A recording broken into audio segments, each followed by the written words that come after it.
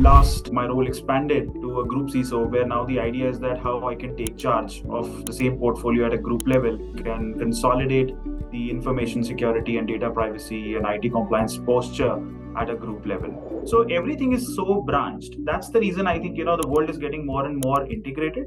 Hence the concept of supply chain. Every strategy has to be based on three vectors. Like one is people, then there is process and their technology. CSPM for cloud security posture management, you've got DSPM for data security posture management, and a lot of new age technology.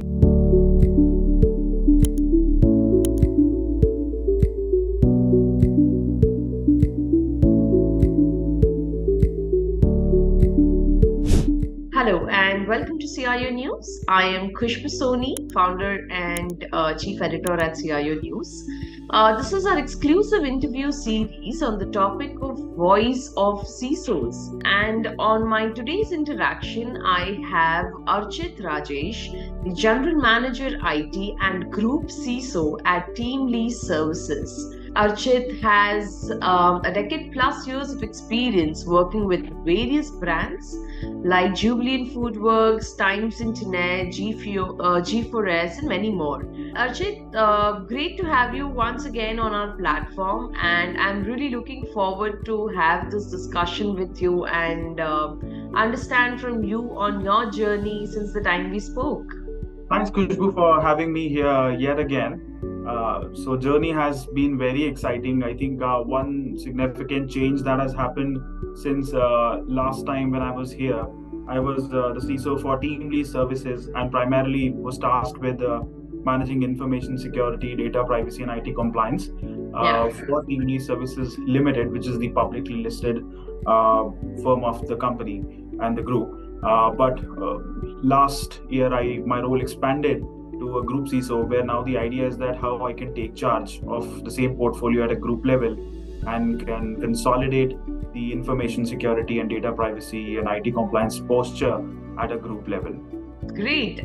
So I think with that, I'm really excited to now understand from you and learn from you what has been your perspectives in the last couple of years around cybersecurity. And our today's topic is cybersecurity, because I believe that it is very, very important that we talk about it, and that is one of the reasons also that we started a very specific series with CISOs where we'll be talking around the trends, challenges around cybersecurity, and you are our first guest for the series. So I'm really looking forward to have that discussion, Archit. Thanks, Khushbu. So happy to be joining the inaugural discussion of the series. Thank you for giving me that opportunity. I'll try that I do justice to that. I think there's no doubt about the fact that cybersecurity is an undeniable priority for all businesses, and not just businesses. In fact, in today's times, I believe consumers as well, right? And this is predominantly for two reasons. One is that, of course, everything is going digital. And if you just look at one of the interesting insights that I'm fond of quoting at almost every stage I take on or every discussion that I start with, that by 2022, we had already clocked 76 zettabytes of data globally. Now, 76 zettabytes. We see, to put things into perspective, 1 zettabyte equals 1 trillion gigabytes. Now, this is huge. And if the predictions are going to be in line, which I truly believe, by 2025, 2026, we would be well above 200 zettabytes. So that's the amount of data and digital footprint that's there. And it's quite obvious that most organizations are on their digital transformation journeys. Gone are the days where people used to expand their brick and mortar presence. People are mostly doing away with them because that's how the consumer mindset is also moving in that direction. And that's the reason most companies are expanding their digital and cyber footprint. Hence, cybersecurity is an undeniable and topmost priority. Absolutely, Archit. Very well said with data stats. So to begin with, also, if you can throw some light in the supply chain industry, what are the ongoing trends of cybersecurity? Sure, Khushbu. So, firstly, let's take a step back and understand that why suddenly supply chain has become an important conversation piece in the context of cybersecurity, right? This is because I think in today's world, supply chains are no more linear. Gone are the days where you would have something transported from node 1 to node 2 and then subsequently node n, right? Today, if you see, it's all branched. Imagine an NBFC who actually has something set up on a cloud, has some of the supporting products coming out from some other software partner. Maybe another software partner is giving them a CRM or a solution for their customer queries and things like that. So everything is so branched. That's the reason I think the world is getting more and more integrated. Hence, the concept of supply chain. Now, talking about supply chain, if you just look at it, like I said, the world is of course more integrated, and with that, I think it's been said that if data is the new oil, then API is the pipeline, right? So that clearly means that there's a big rise in the number of integrations and integration points across the globe. One report suggests that in last 3 years, the total rise in integration across the global systems has been more than 700%. Now, if you just look at that, that is really, really huge. And of course, with that, there are several components in supply chain. You bring in the cloud security piece, then you bring in the IoT and so many other things. That's the reason I think why supply chain cybersecurity is now quite an important topic. Absolutely, I think very well said. Archit, what are the considerations organizations must adapt, while implementing cybersecurity strategies? So I think that's quite a wide question. I'll try and provide a crisp response to that. I think largely every strategy has to be based on three vectors. Like one is people, then there is process, and there technology, right? So even if we apply the same model to cybersecurity from an organizational strategy perspective, then I think of course it is very important that we educate the people and we invest a good amount of our energy and investments in training people, because people are of course the weakest link in the chain. So that's the reason it's very important. And when I say people, it's not just your engineering folks, your developers, or your network operating guys, or your cloud ops people, but technically everyone. Think about a procurement team, right? I think a procurement team definitely should know the basic know-hows, that how exactly you need to do some amount of due diligence when you're procuring digital products. From that angle, I think training becomes very important. Second is, of course, process. I think risk management is very important. Today, like I said, that supply chains are no more linear. So you are integrating with so many different parties. It's important that you understand that who are the interested parties, who are your third-party stakeholders, what are the risks that are already on board, what are the risks that are going to get modified as you bring in more people, are there enough countermeasures, if countermeasures are relevant or not, because most of the time people do not realize that once you have put in a countermeasure, it is important that that measure stays relevant, right? So a lot of things lose relevance with the passage of time, right? Because today technology is democratic. What was fitting against a particular risk maybe yesterday may be less relevant today and may be completely obsolete next week. So I think that's important, that risk management becomes a more dynamic practice. And finally, third thing is, of course, technology. We need to be more dynamic with the technology and be able to deploy advanced technological controls. So like gone are the days where you would have VPN something as a trusted thing, because today technically there is no perimeter. People are working from everywhere. So that's the case. I think we did an interview last time, and I still remember zero trust was the topic. So that's where the principles like zero trust comes in. And then of course these days you have CSPM for cloud security posture management, you've got DSPM for data security posture management, and a lot of new age technology. So I think it has to be a true amalgamation of people, process, and technology. That's how I think organizations should build up their cyber defense strategy.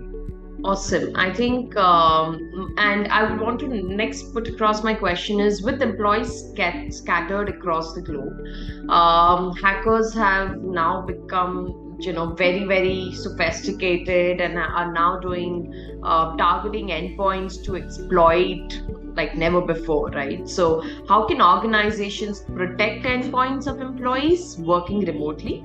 And also for your third party partners, which are your vendors, your supply chain companies, etc., so which are out of the organization's immediate jurisdiction. So what are your thoughts around that?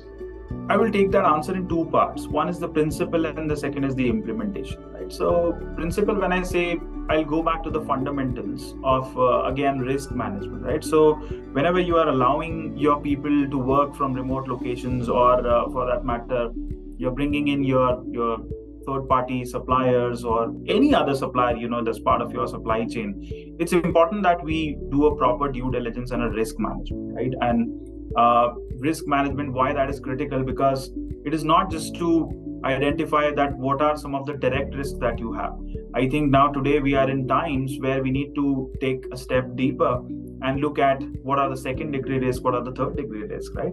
Based on that, once the risk management is in place, then it is about deploying measures and countermeasures, right? So that's where the principle of implementation comes in. Now in implementation, I think identity management and zero trust, of course, these two things go hand in hand, because we need to understand that everything that interacts with an ecosystem is an identity, not just people.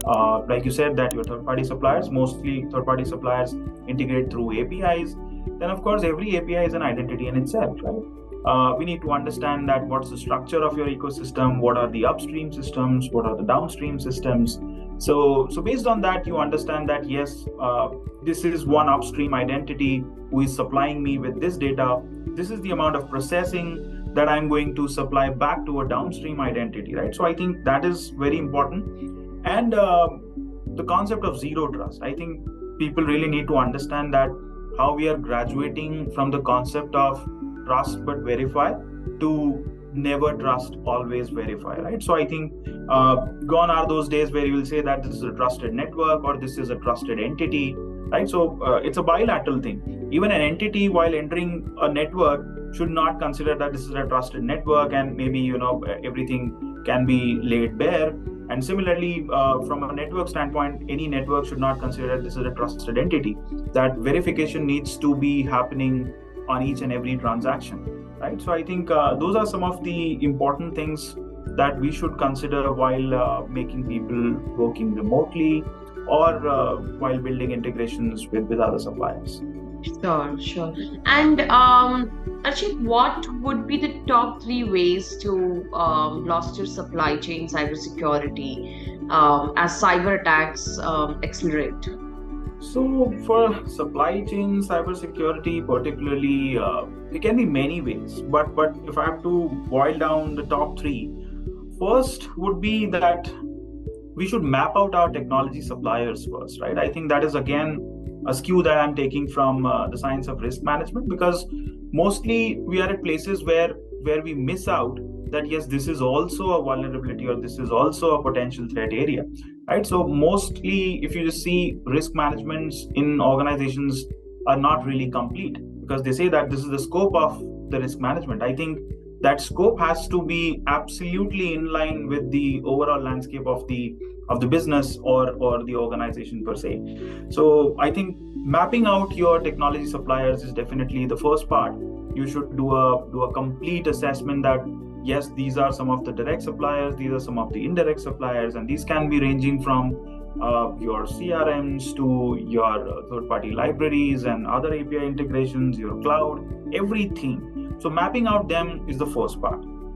Then the second part is that, of course, you should add some amount of due diligence and cybersecurity to your contracts. So that's a legal measure that you should take, right? Because most people do not realize that while it has been one of the important fundamentals of a well-known and a well-accepted framework like ISO 27001, supplier relationships, it clearly calls out that you should be evaluating your supplier relationships. You should have something like a right to audit clause so that you can every time go back and validate that if the controls that you obligate your supplier to, are they really complying with them? So I think that is one of the important legal measure. And then finally, the third thing is that embedding cybersecurity in your entire procurement process, right? Because I'll give you two perspectives. In large organizations, while there are central procurement teams, but there are still cases where everything may not go through the procurement teams, right?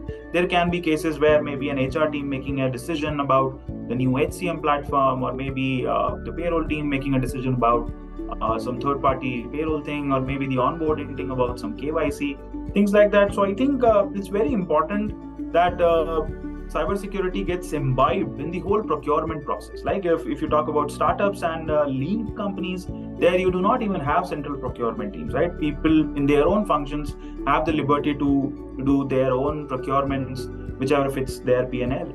So I think it's important that people should understand that cybersecurity is an important KPI, is an important component of the entire due diligence. That is a must before you procure anything. So I think these are some of the, I would say, top things that should help in bolstering supply chain cybersecurity. Great, Ajit. I think great discussion, very crisp, and you've pointed out the important aspects of cybersecurity in the supply chain sector as well. So wonderful having this conversation with you. Thank you so much for taking out time, joining us today on this platform, and once again, and sharing your learnings with us. Thanks, Khushbu, for having me here. It was truly exciting. Pleasure. Thank you.